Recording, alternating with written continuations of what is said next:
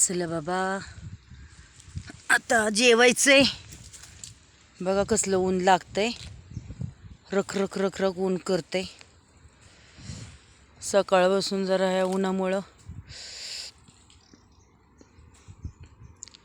असं दमल्यासारखंच झालं थोडं. कारण की ऊनच लागतंय आभाळाचं भरपूर असं.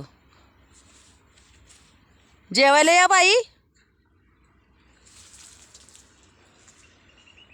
आता इथं आहे थोडीशी सावली.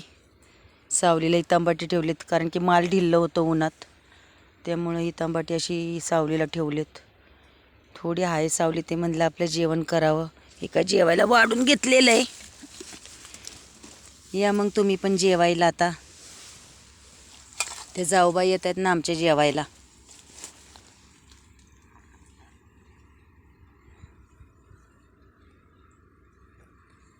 शेतातली भाजी भाकरी खायला या तुम्ही पण. टमाटर सोबतीला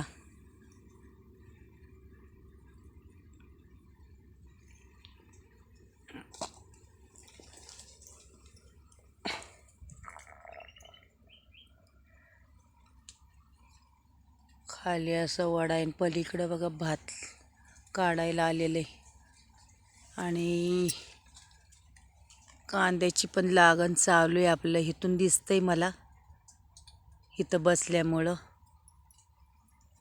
आता जरा झाडाच्या सावलीला थोडीशी सावली. ऊन तर आलंयच आता. ऊन सरकलीत.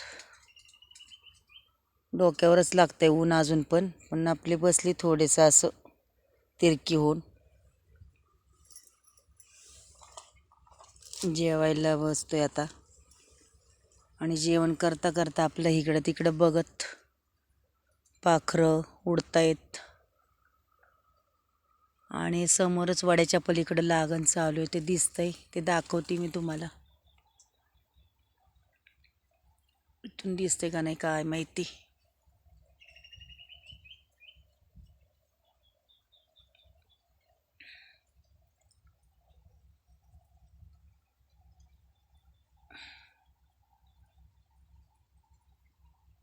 श्री स्वामी समर्थ. बघा कशी पाखरं ओरडतायत. हे कसलं छोटंसं मस्त वाटतंय. हे फूल कसलं झाडावर आलेलं आहे वेलीचं फूल. अरे वा वा वा वा वा. बघा ना बाई कसलं छान दिसतंय हा फुल. हे किती सुंदर वाटतंय ना हो.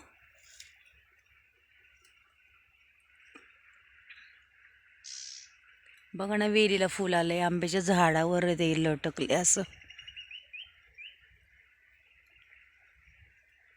कसलं सुंदर फुल वाटतंय.